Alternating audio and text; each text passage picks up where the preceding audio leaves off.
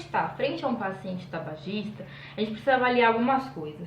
As características do tabagismo dele, né?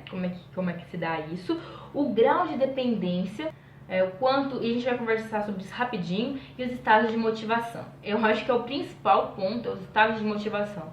Não tem como você iniciar o tratamento se a pessoa não quer. Isso é extremamente importante. Eu falo isso porque a saúde não é responsabilidade do médico, é responsabilidade de todo mundo. A minha saúde é minha responsabilidade. A gente tem que ter essa postura madura no nosso país. A gente tem que entender que a sua saúde, você tem que correr atrás. É todo mundo que tem que estar junto. Não é só o médico, não é só o enfermeiro. A gente precisa do paciente colaborativo e com vontade de também se cuidar. Entende? A gente precisa de paciente, a gente precisa de uma população que entenda isso. Porque quando a gente fala que a saúde é um direito, o próprio Drauzio fala isso. A gente precisa também deixar bem claro que não é porque a saúde é um direito e a gente tem esse entendimento no nosso país que a gente tem que se descuidar. Eu preciso fazer atividade física, eu não posso ser uma pessoa sedentária, eu tenho que ter bons hábitos de alimentação, eu preciso cuidar do meu corpo. Eu não posso ficar maltratando o meu corpo e depois jogar nas costas do médico e falar, se vira, resolve. A gente tem que tomar nossa parcela de culpa sobre o nosso corpo. E eu faço minha culpa também. Eu não posso estar aqui falando para vocês não serem sedentários, se eu não pegar e disponibilizar um tempo do meu dia para ir para academia, para correr, para fazer algum esporte. Eu faço isso para eu poder ter moral de vir aqui falar.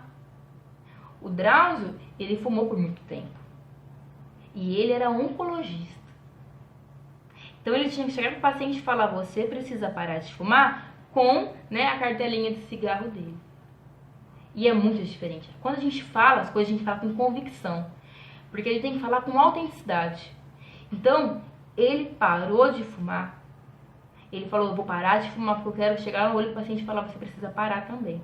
Mas às vezes a pessoa fala assim, né, questão do sedentarismo, por exemplo. Eu não tenho tempo, minha vida é corrida. Foi muito bom ver que ele falou assim, se vira, dá um jeito, faz o que for necessário. Mas se você não cuida do seu corpo, se você não cuida da sua vida, o resto você vai perder depois. Por causa do trabalho, por causa da família, mas então vai cuidando. Depois eu quero ver você cuidar da sua família, do seu trabalho, se não tiver seu corpo mais, você vai morrer. Depois que você tem que infartar, tem um AVC, tem um problema, entendeu? Depois não vai adiantar mais. Então a gente tem que ter essa responsabilidade sobre o nosso corpo. É difícil, mas a gente tem que ter prioridades. Igual, por exemplo, às vezes no ambulatório tem um paciente que a gente fala, é o seu segundo AVC. O cigarro é um fator de risco muito importante para o AVC. O cigarro já tem hipertensão. Vamos tentar parar de fumar? O que você acha sobre isso e tal? A pessoa já é mais idosa. Não quero, não vou conseguir. Então então acabou. Então não vou conversar mais. Vamos fazer o que a gente pode, passa os remédios aí, vai pra casa e tomara que não dê nada, sabe? A gente precisa dessa participação ativa. Motivação. Muito importante. Para iniciar qualquer tratamento, tem que ter motivação. Parte fundamental de tratamento, não só do tabaco, qualquer tratamento. Motivação. A pessoa precisa querer se curar. Senão, não adianta. Senão é muito difícil. A gente tem o primeiro estágio aí, que é o estágio da pré-contemplação. É quando esse paciente ele é abordado por um profissional de saúde que alerta ele dos riscos, que fala para ele que ele tem esse e aquele tratamento, que informa ele, e aí é um primeiro passo, certo? Ele sabe dessas coisas e quando ele manifestar a vontade de parar, ele sabe o que ele vai ter que fazer, procurar. A gente tem o estado de contemplação. Às vezes alguma coisa acontece, geralmente é isso. Alguma coisa acontece com algum parente, com a família, com ele mesmo. Aí o estado de contemplação preciso parar. No estado de contemplação, a gente tem essa ambivalência. Fica essa ambivalência entre o vício que a pessoa tem e as necessidades que ele tem para parar. Nesse estado a gente não pode perder, porque esse estado é o estado de contemplação. É aquela parte que, preciso parar, mas o cigarro é tão gostoso, a gente precisa entrar para incentivar esse paciente. Não só o profissional, quem está perto, os amigos, a família, é muito importante. A gente tem que ter a nossa sociedade, fumantes e não fumantes. A gente precisa que todo mundo saiba dessas coisas para poder ajudar a pessoa. A gente precisa ter uma sociedade consciente. Aí a gente tem um estágio de preparação para ação. O paciente fala assim, não, quero parar. E aí, nessa hora a gente não pode perder tempo. Tem que procurar um profissional de saúde, vamos entrar e vamos ver o que a gente pode fazer por você, se a gente vai fazer assim, assim, vamos traçar uma meta, vamos parar então. Nesse estágio de preparação para ação, ele pode ir para a fase de ação ou ele pode voltar para a fase de contemplação. Então a gente tem que estimular ele para a fase de ação. O que é a fase de ação? Quando então o paciente fala, vamos lá, aí ele se compromete, faz o tratamento, usa o medicamento ou não precisa do medicamento, enfim, cada caso é um caso, certo? E aí começou, ótimo. Ele precisa de auxílio nessa fase de ação porque às vezes ele não sabe o que vai acontecer no corpo dele. Aí ele começa a sentir algumas coisas e fala, não, preciso voltar a fumar. Aí ele começa a engordar e aí não dava desse jeito quando eu fumava. Então a pessoa precisa entender certinho o que vai acontecer com ela quando ela pensar em parar. E a gente tem a fase de manutenção. Porque uma vez viciado em alguma coisa, você está sempre propenso ali a um dia poder voltar. Então precisa saber disso e a gente precisa sempre ter essa conversa aberta e tentar evitar as recaídas. A relação do paciente com a equipe de saúde precisa ser uma relação boa.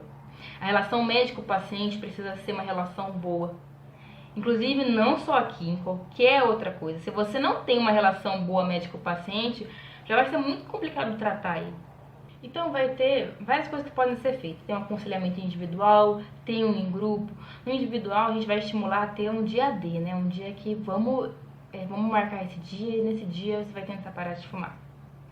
E aí nesse dia a gente vai entrar com o medicamento uma semana antes, será? Como que vai fazer esse tratamento individual para esse paciente? Vamos pensar em coisas fazer uma lista de coisas, quais são os motivos de você parar de fumar? Por que é importante? Faz uma lista, fixe um lugar para você ver. E essa lista é individual. Não, eu preciso parar de fumar porque eu tenho uma filha pequena aqui em casa e eu não quero dar mau exemplo para ela. Eu preciso parar de fumar porque a minha mãe descobriu um câncer de pulmão essa semana e ela fumava. Então eu preciso aproveitar esse momento, fazer uma reflexão. Vamos parar agora, eu preciso parar porque eu tô com um problema, eu preciso parar porque... enfim... Vamos fazer uma série de coisas. Eu preciso parar porque eu quero respirar melhor. Eu preciso parar porque eu quero começar a correr. Eu preciso parar porque eu quero começar a ter fôlego. Eu preciso parar porque a espirometria que me entregaram, que é o teste lá do pulmão, né? Tá falando que eu tenho pulmão de 50 anos e eu tenho 40. Ou eu tenho 30. E meu pulmão não é dessa pessoa dessa idade. Eu quero tentar recuperar. Então, isso é importante. Quando a pessoa para de fumar, há sim uma melhora no pulmão dela. Se ela não tiver... Porque o enfisema, quando você tem a destruição alveolar é mais complicado, mas mesmo assim você consegue melhorar os sintomas e se quem tem um problema crônico consegue diminuir a evolução. E por exemplo, teve a recaída. Vamos conversar sobre essa recaída. Por que caiu? O que aconteceu? Vamos tentar arrumar isso, lidar com isso, né? Muita gente, eu vejo, eu queria parar de fumar, mas eu tô passando por um estresse da minha família e tudo mais. Gente, problema a gente vai ter a nossa vida toda. Estresse a gente vai ter, sabe? A gente não pode ter essa desculpa. É igual a questão do sedentarismo. Eu tô ocupada agora, eu não posso. Você sempre vai estar ocupado com alguma coisa. Entende? Então, às vezes tem um paciente que fala, é muito difícil pra mim e tudo mais. Aí, não, vamos fazer o seguinte. Essa semana você fuma 6 cigarros por dia. Essa semana, semana que vem, fuma 5 cigarros. Depois de uns 15 dias, começa a fumar, tira um. Depois, tira mais outro, com o passar dos dias. Vamos tentar diminuir. O que mais? O aconselhamento em grupo, a gente tem evidências, isso é comprovado, ele é muito eficiente para parar. Agora, não é porque eu faço um aconselhamento em grupo, então eu não preciso de individual. Quanto mais coisas a gente puder ter, melhor. Quanto mais pessoas estiverem falando a mesma coisa, melhor. Porque uma coisa é só o médico falar. Mas eu tenho outras pessoas passando por isso, tenho outras pessoas falando sobre isso, lutando isso junto, é melhor. Eu tenho outras fontes além de uma pessoa.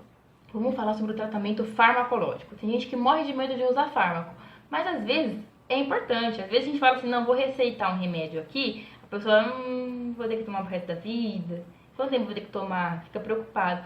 Mas às vezes você precisa tomar pro resto da vida. E se você for uma pessoa que tem hipertensão arterial, vai precisar tomar isso por anos. Você precisa, seu corpo está precisando, você tá com problema no seu organismo. Se você ficar sem tomar o remédio é pior. E às vezes é muito importante. Ajuda muito no sucesso, e tudo isso aqui é com dados, é com pesquisa, é com gente que foi testada e fala, não, o comportamental e o farmacológico é sucesso. O farmacológico entra bastante quando a pessoa usa mais de 10 cigarros por dia. Então isso é muito conversado, como que a pessoa fuma, quantidade, tudo mais, a dificuldade dela. Então isso é uma coisa também, por isso que assim, esse vídeo é para informação, tá? Não é para diagnóstico, não é para conduta. Diagnóstico e conduta é com o seu médico. Procura lá o seu médico para ver o que vai ser melhor para você em cada caso. Cada caso tem que ser muito bem estudado, muito bem tirar todas as dúvidas e ver qual que é o melhor fármaco para você, o que vai ser melhor para você. E a gente precisa entender que a pessoa provavelmente vai ter sim uma síndrome de abstinência, vai ter problema da fissura, daquela vontade de usar, e a gente precisa do remédio para ajudar nessa fissura. E aí entra as terapias de reposição com nicotina, tanto aquelas de adesivo como a de goma. E a gente precisa tirar algumas dúvidas aqui. O que acontece é que quando a gente fuma alguma coisa, né, uma droga, primeiro que a nicotina passa pelo pulmão, vai pro cérebro muito rápido, né? Porque é uma circulação do meu pulmão venosa, então pela veia pulmonar vai pro coração, aí depois sobe, carótida, chega lá.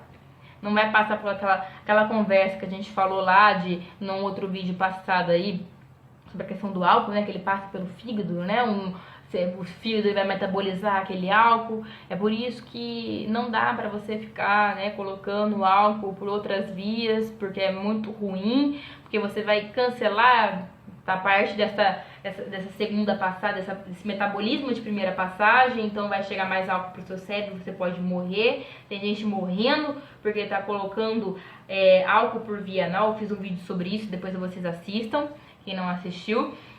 Então tem isso. Então o que acontece é que toda droga que é fumada, ela vicia mais. Toda droga que é fumada vicia mais, porque vai muito rápido.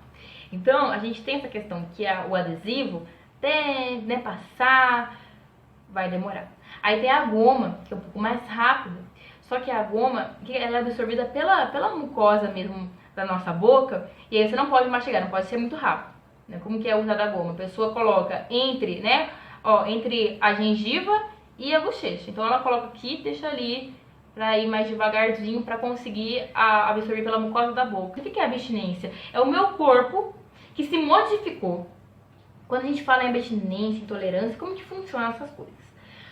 O meu corpo, ele se acostumou àquela substância. Uma pessoa que é alcoólatra, né? Então o corpo dela acabou se acostumando àquele monte de GABA que tá chegando na cabeça dela. O meu corpo começa a se acostumar a esse monte de nicotina que você tá falando em mim.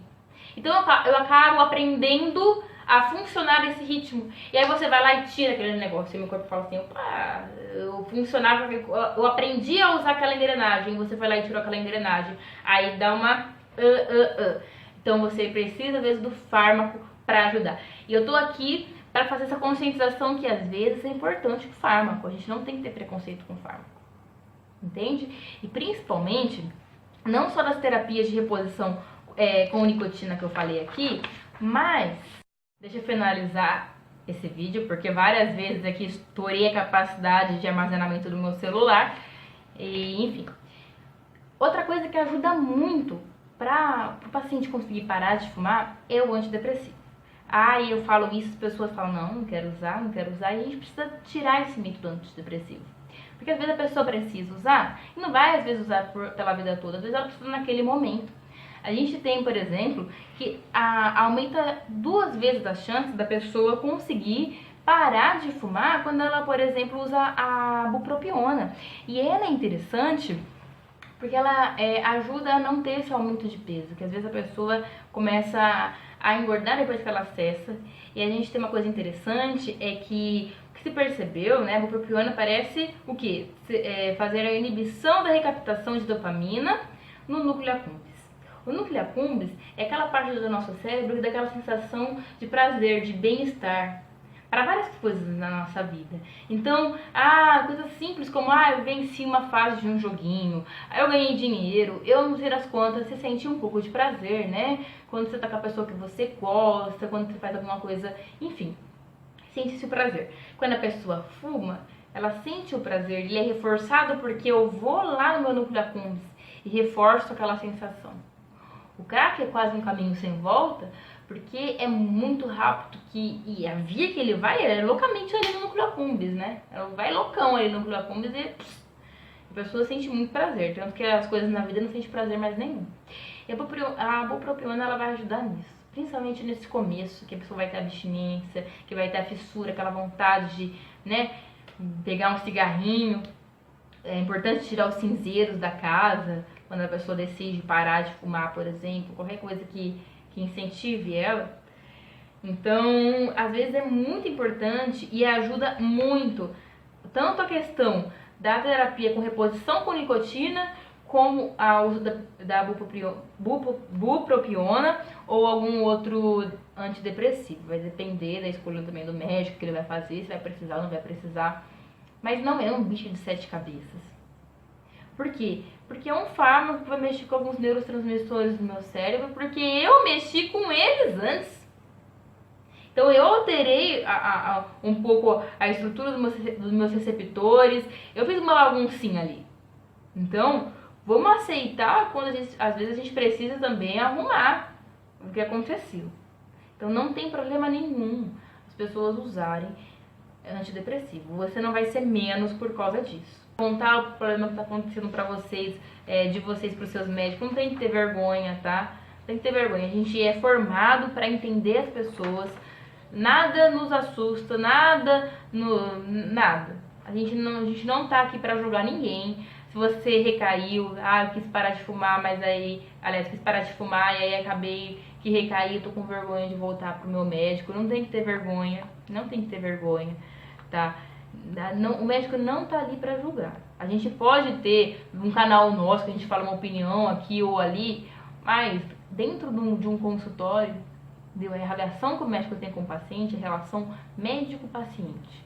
O médico não vai julgar você por nada, pela sua orientação sexual, pela sua opção política, não pode. Isso é a ética, tá? Então você não tenha medo de expor seus problemas. Se você acabar recaindo, volta, procura seu médico, vamos tentar resolver.